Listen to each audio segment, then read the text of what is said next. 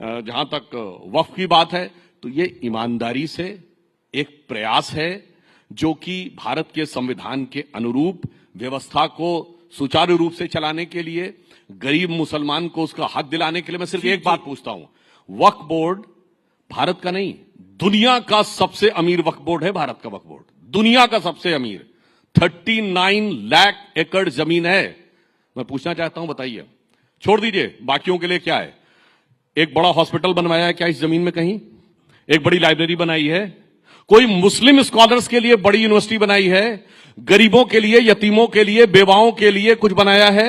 बाकी तो छोड़ो, अरे मंदिरों में तो भंडारा चलता है, गुरुद्वारों में लंगर चलता है, किसी को मुफ्त में 2 टाइम का खाना भी मिलता है। राम जन्मभूमि 2.77 एकड़ लैंड, 3,000 करोड़ रुपए की अब तक इनकम है, 400 करोड़ जीएसटी दे चुके हैं, 39 लाख एकड़ लैंड और इनकम 166 करोड़, सरकार को 0। अब आप उसके बाद समझ लीजिए कि उसके बाद भी ये कहते हैं कि कुछ देने के लिए जरूरत नहीं है, कुछ समझने के लिए जरूरत नहीं है। तो इसीलिए मैं कहना चाहता हूं, सिर्फ ये बता दें गरीब मुसलमानों के लिए किया क्या है। इमरान मसूद, प्रधानमंत्री भी राइजिंग भारत के मंच पे थे और प्रधानमंत्री ने जो बोला, उन्होंने बोला कि वक्फ से जुड़े बिल का संसद में पास होना सामाजिक न्याय की दिशा में लिया गया एक बड़ा कदम है। लेकिन ये डिबेट जो डिबेट है, मूल रूप से विपक्ष जो है वो अपीजमेंट की कर रहा है, विपक्ष तुष्टीकरण करना चाहता है, ये प्रधानमंत्री का कहना था कल इसी मंच से। देखिए, अभी आपने 2-3 मुद्दों पर बात की, मैं केवल क्योंकि बहुत ज्यादा उस पर नहीं जाना चाहता, इतना जरूर कहूंगा कि राहुल जी ने जब उत्पादन आधारित अर्थव्यवस्था की बात की थी तो उस उत्पादन आधारित अर्थव्यवस्था की बात इसलिए राहुल गांधी कर रहे थे कि जो अमेरिका का टैरिफ बढ़ाने की टैरिफ वाला हो रहा है और उससे हम परेशान हो रहे हैं, उससे हमें परेशान होने की जरूरत नहीं। भारत अपने आप में इतना बड़ा देश है कि हमें दूसरे के ऊपर निर्भरता कम से कम होनी चाहिए जी।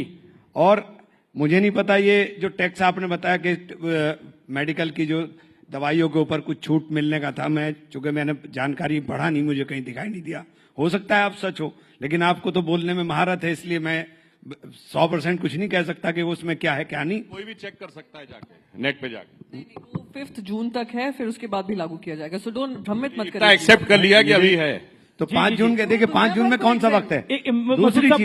दूसरी चीज जब आपने वक्फ की बात, मैंने प्राइम मिनिस्टर को कोट किया जी, वक्फ की बात की और प्रधानमंत्री ने जब ये एक बार जब आए, उन्होंने कहा कि मैं देश के अंदर मुसलमान के एक हाथ में कुरान और एक हाथ में कंप्यूटर देखना चाहता हूं। गरीब मुसलमानों को हक मिल रहा है। मैं बोल रहा हूं ना जी जी। जब उन्होंने ये बात बोली थी तब ये बहुत अच्छा लगा था कि प्रधानमंत्री जी ने ये बात बोली है, लेकिन करना उसके बिल्कुल उलट है। मदरसे में कुरान पढ़ते हैं तो मदरसों पर ताला लगा देंगे, मदरसों का रजिस्ट्रेशन 2016 से रोका हुआ है कि मदरसों का रजिस्ट्रेशन नहीं होगा, और बच्चों की जो स्कॉलरशिप थी जहां से कंप्यूटर पर बच्चे पढ़ सकते थे, आप सारी स्कॉलरशिप रोक देंगे। अलीगढ़ मुस्लिम यूनिवर्सिटी जो यूनिवर्सिटी सेंट्रल यूनिवर्सिटी है, उसके लगातार फंड के अंदर कटौती करते चले जाएंगे और 2 सेंटर उसके बंद होने के कगार पर आ जाएंगे, और उसके बाद फिर ये आप उम्मीद करेंगे कि आप मुसलमान की शिक्षा की बात करेंगे। आपने वक्फ बोर्ड के लिए कहा, सबसे पहली बात, मैं चूंकि जेपीसी का मेंबर था, मेरे पास सूचना आई थी जेपीसी में कि हमारे पास 9 लाख एकड़ लैंड है, 9,44,000 एकड़ लैंड है, लेकिन वो 9,44,000 एकड़ लैंड पिछले 8 महीने के अंदर 39,000 एकड़ कैसे हो गई, ये समझ से बाहर है। और ये कौन सा आंकड़ा आया है, ये भी समझ से बाहर है, क्योंकि आप क्या बोल रहे हो आपको यही नहीं पता है। आपकी सरकार ने 2021 में सुप्रीम कोर्ट में एफिडेविट देकर कहा कि हमने 100% प्रॉपर्टीज का डिजिटलाइजेशन करा लिया है, लेकिन जब आप जेपीसी के अंदर आते हैं तो कहते हैं नहीं कराया है। आप सुप्रीम कोर्ट में बोल कर आए हो, और सुप्रीम कोर्ट में आपने कहा है, हमारे किरण रिजिजू साहब पार्लियामेंट में स्टेटमेंट देते हैं कि 4,99,000 से लगभग दुगनी प्रॉपर्टी हो गई। अरे भाई, दुगनी प्रॉपर्टी कैसे हो गई? किसी ने वक्फ तो किया नहीं, किसी ने वक्फ नहीं किया इतना। हिंदुस्तान के अंदर जो वक्फ है, 90% वक्फ प्रॉपर्टीज 1906 से पहली है।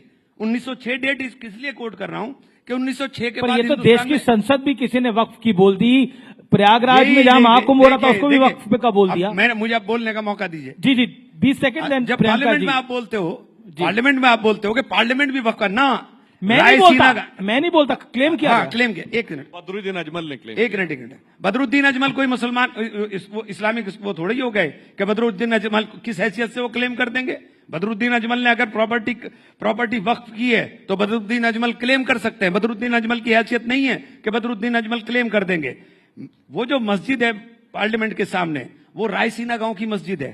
1911 में जब लुटियन जोन बनाने की बात हुई, जब लुटियंस बनाने की बात हुई, तो इन 123 प्रॉपर्टी जिसका बार बार पार्लियामेंट में बहुत बार जिक्र हुआ कि हम एक तरफ आप बोलते हैं, एक सेकंड सर, एक तरफ आप बोलते हैं मस्जिद नहीं कब्जाएंगे, दरगाह नहीं कब्जाएंगे, ईदगाह नहीं कब्जाएंगे, कब्रिस्तान नहीं कब्जाएंगे, लेकिन 123 प्रॉपर्टी का बार बार जिक्र करेंगे पार्लियामेंट में। उस 123 प्रॉपर्टी में 123 की 123 प्रॉपर्टी ये 4 ही हैं जो अंग्रेजों से झगड़े के बाद 1913 के अंदर वक्त को दी गई।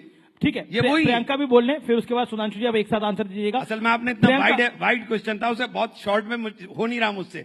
आप पूरा अगर कर लेंगे, बाकी टाइम मैं आपको, बाकी टाइम आप मुझसे ले लीजिएगा, लेकिन इसे पूरा होने हाँ दीजिए। बिल्कुल। तो ये जब प्रधानमंत्री जी ने कहा कि हमने ये गरीब मुसलमानों के लिए, पसमंदा मुसलमानों के लिए, आप इसमें मुझे ये मेरे पास कानून रखा हुआ है, इसमें एक जगह बता दिए पसमंदा मुसलमानों के लिए कुछ करने का किया हो। महिलाओं को दो महिलाओं को इन्होंने मेंबर बनाने की बात करी। 2 महिलाएं पहले भी मेंबर बनती थी, पहले भी वक्फ बोर्ड। मैं इनकी एक बात से पूरी तरह से सहमत हूं कि वक्फ बोर्ड की इतनी भारी प्रॉपर्टी होने के बावजूद हम भिखारी क्यों हैं? वक्फ बोर्ड की हैसियत क्यों है कि वक्फ बोर्ड अपने कर्मचारी की तनख्वाह भी नहीं दे पाता, जबकि आपके पास इतनी प्रॉपर्टी है? ठीक है, मैं इस बात से बिल्कुल सहमत हूं, लेकिन इसके प्रबंधन का काम होना चाहिए था या इसको खुर्द-बुर्द करने का काम होना चाहिए। आपने तो इस कानून के अंदर कर दिया कि अब आपको सजा भी नहीं मिलेगी। अब यह गैर जमानती अपराध होगा कि आप कोई प्रॉपर्टी कब्जा ले। और एक सेकंड, बस खत्म कर रहा हूं, एक सेकंड। और दूसरी बात, आपने लिमिटेशन एक्ट हटा करके कर दिया कि आप एडवर्स पोजीशन में चले जाइए, यानी जितने कब्जा धारक हैं वो सब मालिक बन जाएंगे। तो आपने बचाने की बात नहीं की, आपने तो खुर्द-बुर्द करने की बात कर दी। ठीक है।